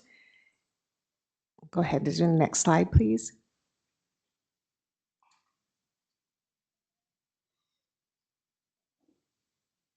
Oh, thank you. Perfect. All right. So the purpose of our time tonight is to share with you the work of the this year's Strategic Plan Coalition and to seek your approval for the goals and measures for the strategic plan. We're not going to go through all the introductions. Instead, we'll introduce ourselves as we go down the line. My name is Eva Collins, Deputy Superintendent. Next slide. Just to remind you that last year, we shared with you the 2023-24 year, we shared with you the strategic plan, which you approved. And at that time, we had a strategic plan coalition that developed a very unique strategic plan based on stories from our community, from students, staff, and families. And so it was very uniquely done. And our charge this year then was to take that strategic plan and look at how can we measure our progress. What goals will come out of this that will meet those commitments that we made in that strategic plan, and how can we measure it? And it was a very challenging task, but we were up for it, and I think you're going to be excited about what we're going to share with you tonight. Good evening, board directors. My name is Melanie McGee. I'm director of our program management office and one of the co-leads on the coalition this year. As we started to think about the goals and how to set the measures for this year, we really came back to the heart of our strategic plan and looked at the root causes. And we recognized that those root causes weren't just about outcomes, they really were about systems and about culture. And we knew that we were going to have to think differently about how to measure those things if we were going to live into our bold commitments of we belong, we learn, and we lead. We didn't want to have this innovative strategic plan developed with this very inclusive and engaging process and then only have some traditional measures in it. And yet we knew we also have a moral obligation to ensure that each one of our students are becoming proficient in both math and literacy. And so we grappled with that tension of how to maintain those measures and think bigger and broader about what educational excellence means. And that's what these goals tonight really are going to show and represent to all of you, is that vision for the larger goal. You'll see that the goals are organized around the community commitments, belong, learn, and lead, and they're supported by a fourth domain, sustainable systems, which includes 3 bucket areas: sustainable systems financially, socially, and for the environment.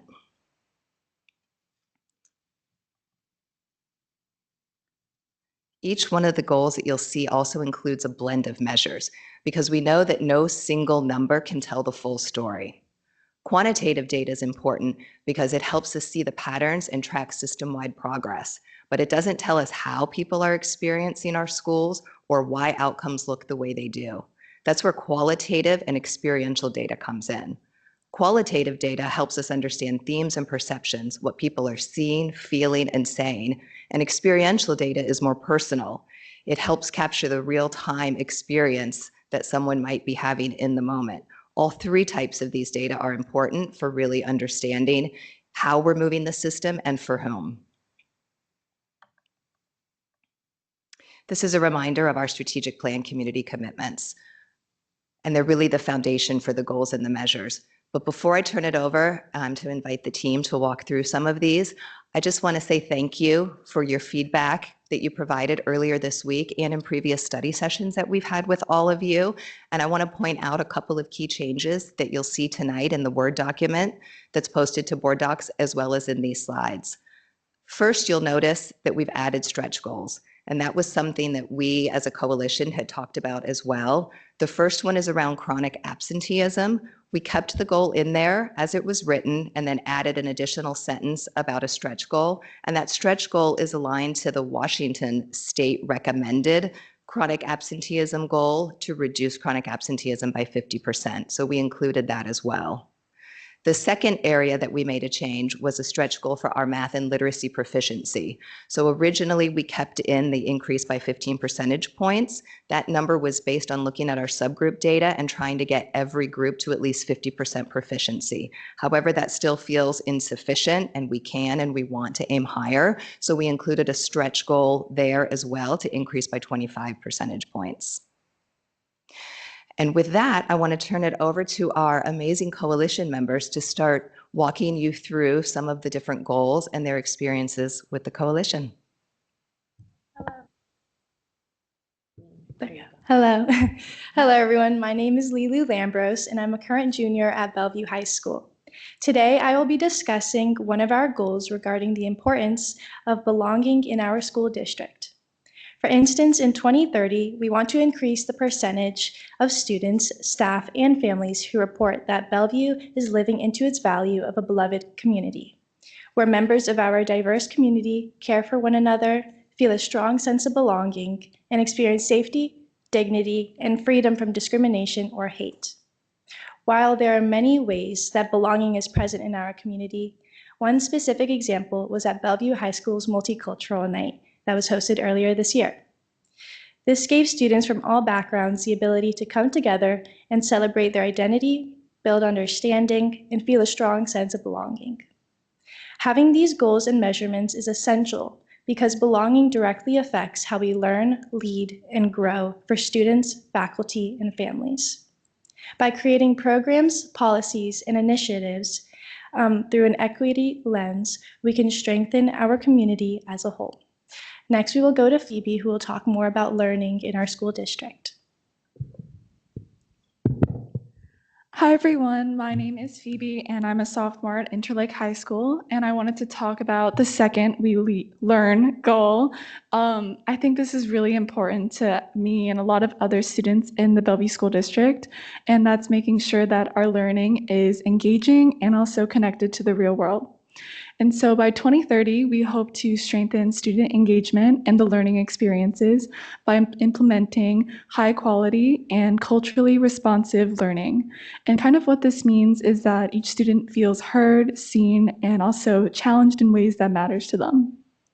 And so one example of this is that I've seen is in my biology class, and we were doing a project on climate change, and we got to discuss how climate change affects all of us in our own communities. And I think this goal is extremely important because as students, our learning reflects who we are and what we care about. And I think it motivates us when we can see that ourselves and our learning, and also that our experiences are respected. And so I'm going to pass this to Nate, who's going to talk about the We Learn goal. Hello, my name is Nate Block, and while I'm finishing my senior year at International School, I care deeply about the first We Lead goal of ensuring that students have a perception of agency, all students have opportunities to lead, and that formal leadership opportunities are available to all students and reflect the diversity of the student bodies. Focusing on just the agency portion of this, too often students are afraid to speak up when they see something that isn't right or they feel wronged. I see this sometimes lead to students having years-long frustrations that are never addressed. By ensuring that students have an increased sense of agency, are willing to speak up when they encounter issues, we will better ensure that students enjoy all aspects of their experiences in BSD.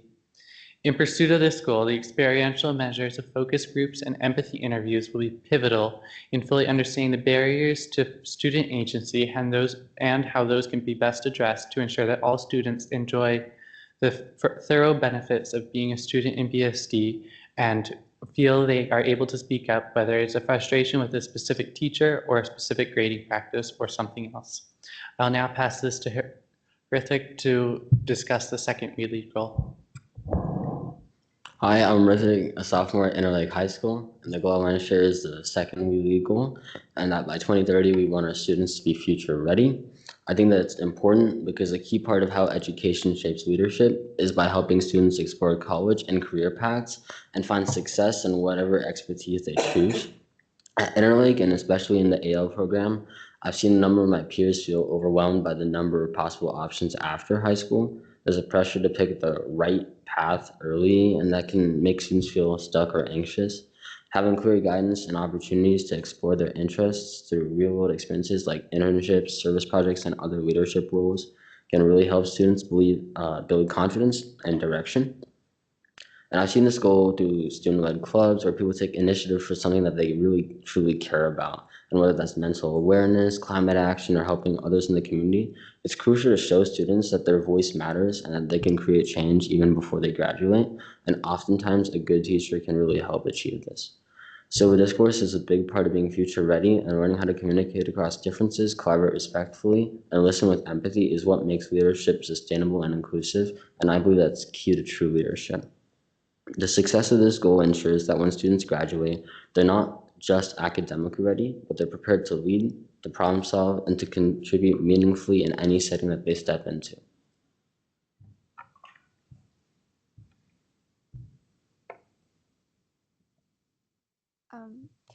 Good evening, board. My name is Elisa Takeuchi, and I'm currently an 11th grader at Bellevue High School. I feel very grateful to be part of the Strategic Planning Coalition this year, and very grateful to be in front of you tonight. I would like to share a story about why we believe the second goal of sustainable systems and developing human-centered district systems is important and should be prioritized for the Bellevue School District within the coming years. I moved to the United States almost 4 years ago, and being introduced to a new school system and navigating that with my family was, to say the least, a little stressful, a little worrying, and a little scary. Hundreds of other students every year must feel the same way I did, and it's hard to find your footing when it feels like you're thrown into the deep end. Making sure that the district takes care of both those who are unfamiliar with the system here or just struggling in some way should be something we are very diligent about.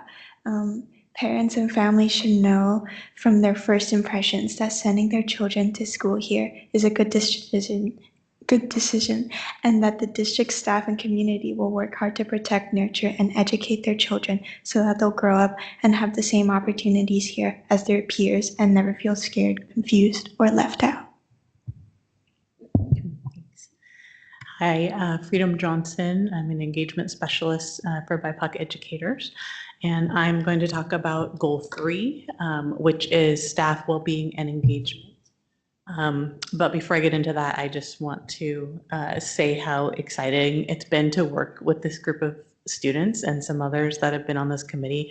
They're brilliant and amazing and far better prepared than I am for this presentation. So nice job, guys.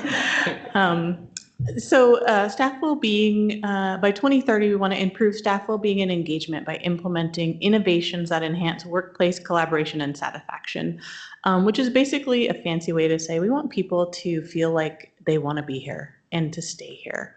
And an example that I'd like to share is with what we're doing with the SB program, the Engagement Specialist Program this year. Staff engagement and well-being is the center of everything that we do, and we feel very lucky to be able to do this. It's a really innovative program in our district. Most districts are not doing anything like what we're doing.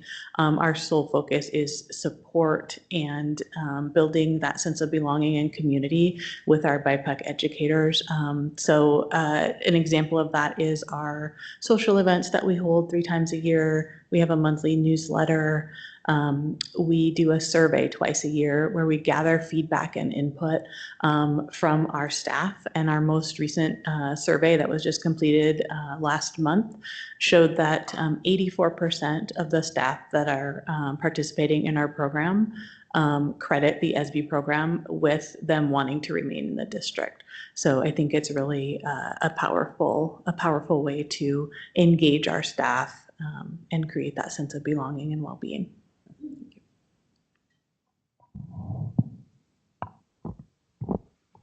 Thank you. This team has just been incredible to work with, and I want to thank all of the folks who joined us for the presentation tonight, and also acknowledge that there are several coalition members who also participated with us this year who may be listening online or who aren't able to be here, but we are grateful to them for their input and feedback as well. So just to bring us on home with our presentation before we turn it over to you, this is a summary. It's a one-pager of the goals. And while I know this may look like a lot, I just want to remind us that this is for a 5-year plan.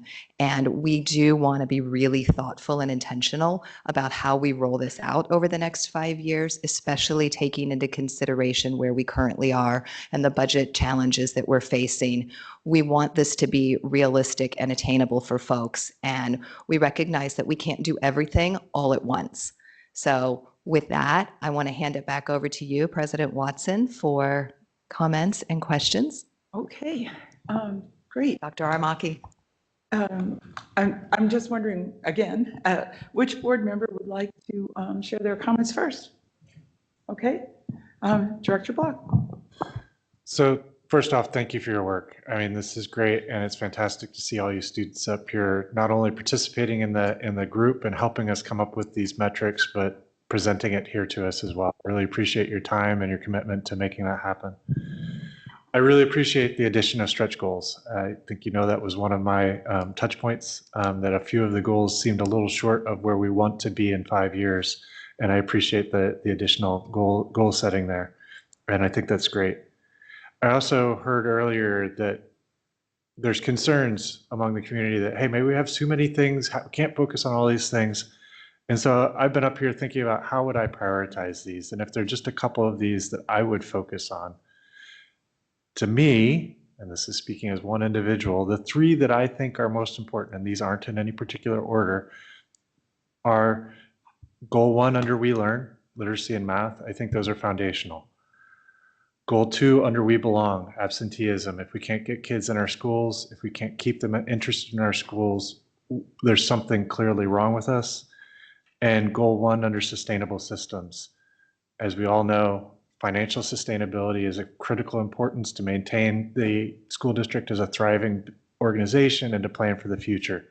So if it were me, I would think those three are the three that we want to make sure we're focusing on in the next year, and that we have measures to adapt and to make sure that we're hitting those goals. And some of the others, I might be more willing to just track. But those three, I think we need to make sure we've got the adaptive management measures in place to use them. I think you guys have done a great job of identifying some smart metrics that are measurable and that give us the ability to respond and track those in a meaningful way. I also want to mention that under We Lead, the second goal, Future Ready, seems like one where we could consider including metrics where we track students after graduation and their success beyond the Bellevue School District. That's something I think that would be interesting and appealing to a lot of our community, is to consider not only are they successful when they're in our school district and graduating with graduates coming up very soon with that piece of paper, that's exciting. But at the end of the day, that's just one step on their path to success as a person and as a learner throughout their life. And so I think that we should consider whether there are some ways that we could maybe consider in that goal tracking some students after they graduate and where they go in the future. Thank you. Okay, who's up? Okay, Director Webster. So thank you for all of your hard work. You all worked so hard on this, and I'm just so grateful that you came here to share all of the great work that you're doing. So as I mentioned on Monday, I think that the goals and the measures are pretty clear and they're aligned with our most critical priorities. And I do have just two questions, one that just came up today during your presentation and one that I just had a wondering about over the last couple of days. So Director Block brings up a really interesting point around the prioritizing of the goals and kind of what order they're going to be in. And I'm just wondering how that's going to be determined. So that's the one that I just thought of today. But then yesterday, as I was reviewing the materials, I do wonder at what point are we planning to communicate any deviations to the plan with our parents if changes are needed or necessary in any of our building spaces because of limitations, budgetary constraints, things like that. A parent at the last school board meeting that we were at Woodridge had a really great idea of having these individual learning sessions at the schools at the beginning of the year, just to kind of share what the expectations are for the building spaces, what resources are going to be available, where shifts might be different from the previous year. And so I thought that, wow, that would be an opportunity to engage with parents and bring everybody up to speed. But I'm wondering if there's something similar could happen with this, if there happen to be any deviations from what we're hoping to approve today. Thank you. Okay, Director Ars. Thank you all for being here and presenting. I get to say thank you as also a board and also committee member. And it was great to work with you during the committee sessions and hearing your thoughts and your concerns and really lifting not just your voice, but your peers and bringing that into the decision making of making these goals. I think was very important. One of the things I think about our strategic plan is that the issues that we brought up is not very different than it was when it was brought up 20 years ago, or however, whenever Dr. Riley was here. I appreciate us calling it out and putting it on a paper and really attempting to setting goals to address them. And I also appreciate the fact that we have 3 different metrics of observing the data, and one of is the experiential. And I know I said this on Monday, but I'll say it again on record here. When we collect the experiential, we make sure that we collect both positive and the negative, because as we know, our community evolves and the needs evolve. And if we stay stagnant on a single point, we're going to continue to have the same challenges if we don't address the need that is, or the needs that's coming up as time, because people will feel like they're not being heard.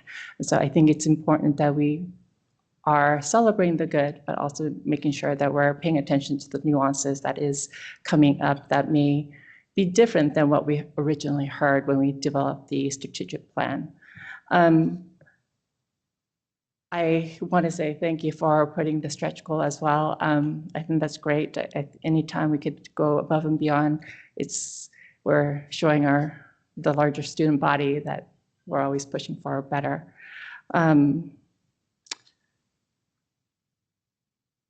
I think I really want to say, I'm glad that we put sustainable systems in as part of our goals.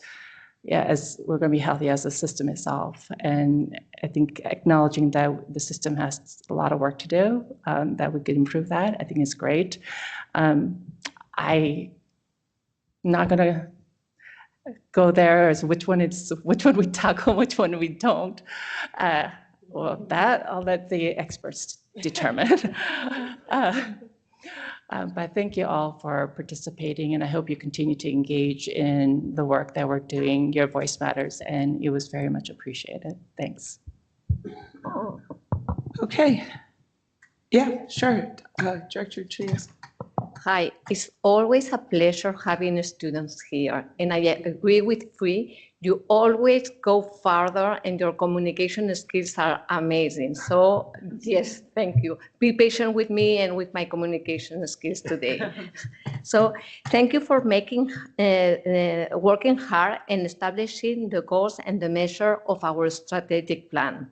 I really like the innovative approach of having quantitative, qualitative, and experiential indicators of success. This will give us more meaningful data to understand our progress and what is behind that. That is super important, the why we are having this data. I like your idea of adding a stretch measure. This pushes our district even harder for excellence. I really like that our goals are organized around our community commitments and supported by our sustainable system.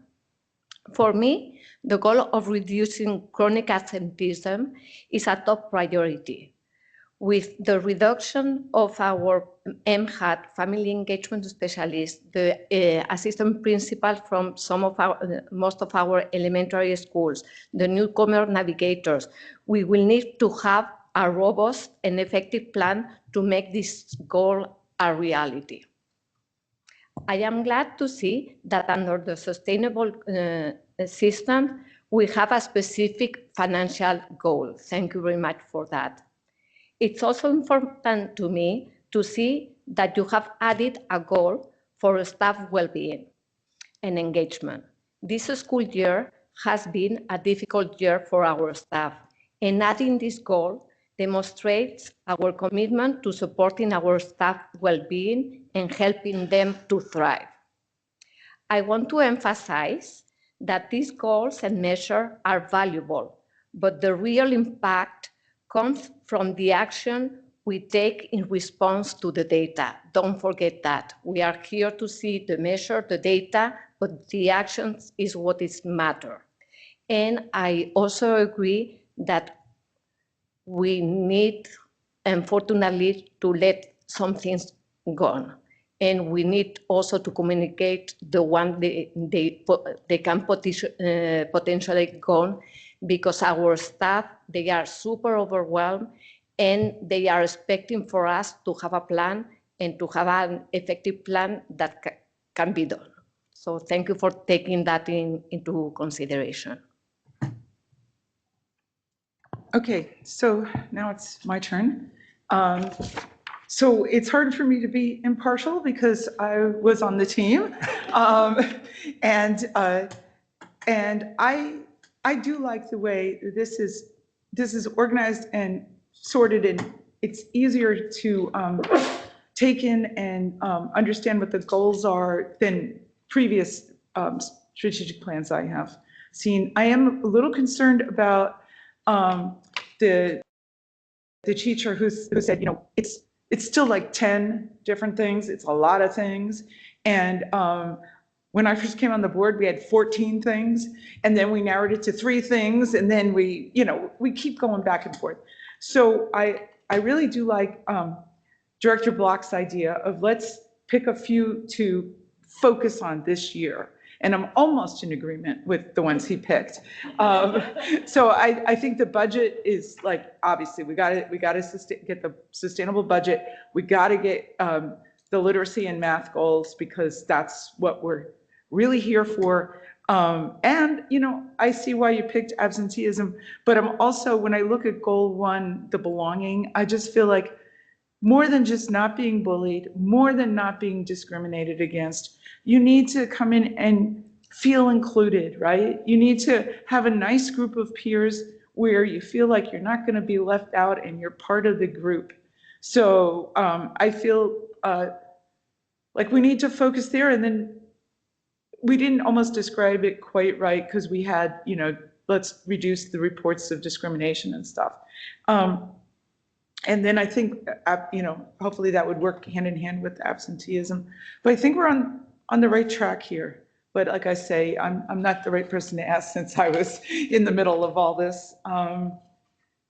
And I guess if I want to just point out one more concern, which it means I don't want to like change this because we want to like approve this tonight, but I am worried about things that are going to be time consuming, like the instructional observation protocol. I had called that out on Monday because I don't know, with our loss of some administrators and things, that how easy that's going to be to accomplish. Okay, Dr. Aramaki.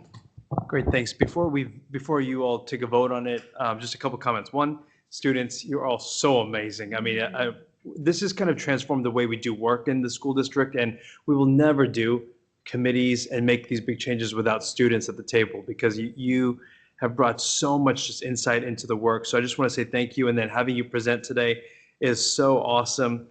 I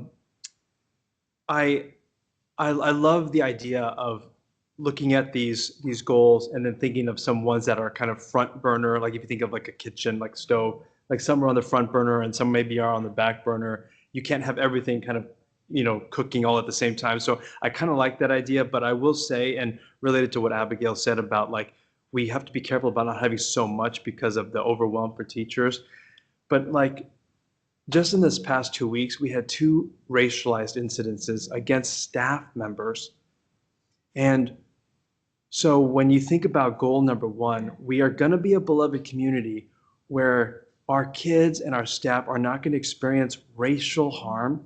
Like when those things happen, I think that has to be our top priority. So, you know, like, so when we have all these things, we try to pull them off, and then something happens or the story comes out, and it's not in the numbers, it's in the story, the one staff member's story of being discriminated against, that makes me think, no, that has got to be on the front burner again. And so I think what Director Ara said about like the stories, the truth is the stories that we've heard from the community, most of them have not been the positive stories. They've been the ones where people have experienced harm or have not had their needs met. And so that I'm just so proud that we're including that in our measurement blend. So these goals, we really tried to condense them into something that was workable. I like the idea of like looking at what can be prioritized and what can be kind of back burner, as long as they're all within our scope and our picture. And I think as we move this forward, we as a district will be able to kind of bring forward what we think is kind of needs to be prioritized or not prioritized, and we'll work with the board to kind of make sure we have the right balance. So with that, I'm thrilled about this work. I think it's good enough. You know, someone told me once, you can't steer a parked car. So we gotta get this thing moving. So let's get it moving, because it damages the axle or something. I don't know. You're not supposed to do that, but so you got to move. So we're gonna move, and I think this gives us a great kind of forward momentum. And then as we figure out then where the navigation is going, we will start making adjustments. But it was awesome to have board members as part of the committee, and then students, and then amazing staff who are doing the work. So thank you all for that work, and I'm excited for the board to be voting on this tonight. Yeah. Yeah, I'm saying yeah, because I'm realizing that we are going to need to have a vote. Okay. All right, so this is item 6.1, approval of strategic plan measures. I move to approve the strategic plan measures as proposed. Second. Okay. Would we like to have any further discussion? beyond what we've had. Okay, I'm going to call for the vote. So all those in favor, please say aye. Aye. Aye. Anybody opposed that I didn't hear? No? All right, so that passes our strategic plan measures for the next 5 years. And we'll be looking forward to seeing you come up with an annual plan that's, yeah. Okay, thank you. Yeah.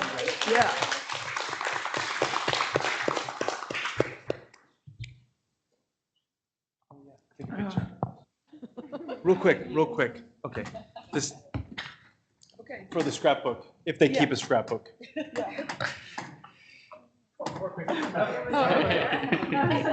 Sorry. Thank you. We're gonna have to squeeze together.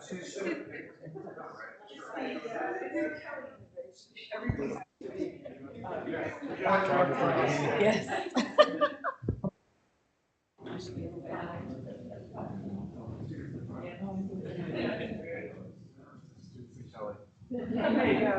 Director Watson, you have to come forward with it. Yeah. Okay. All right. I just couldn't see you. All right. Ready. One more. Very nice. Thank you. Thank you. That's good. We accomplished something.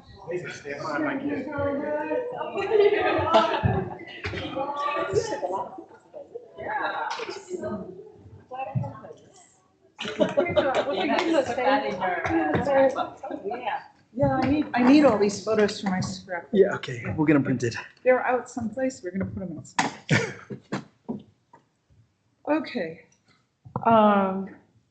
Onwards. Now we have director discussion, and we've already passed the time for director discussion. Does anybody have anything burning they need to share, and can they share it in less than a minute? Oh, thank you to the AFAC group. That's a good idea. All right, that's John's acronym. What is that? The accounting and finance, auditing. All right, advisory council, auditing. We got some great people on this thing who are going to be looking very closely at our budget and what we're spending going forward to try to keep us on the right track. Okay, so I think I've been provided with all kinds of scripts. I'm like, did they not like what I used to say last week? What is this? But anyway, here's the script. The board will now take a short break and then head into our study session where we will be discussing 2 topics: our regular finance and budget update, followed by the grading practices. Okay, that's the plan. So according to the schedule here, the break will go to 6:45, and then we will start with the finance and budget session. Great. All right.